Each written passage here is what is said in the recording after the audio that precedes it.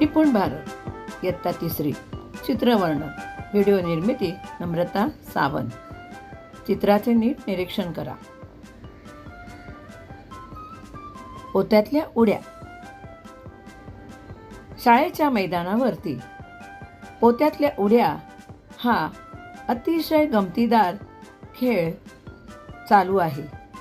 4 मुले हा खेळ खेळत आहेत व बाकीची मुले त्यांना स्पर्धा जिंकण्यासाठी प्रोत्साहित करत आहेत.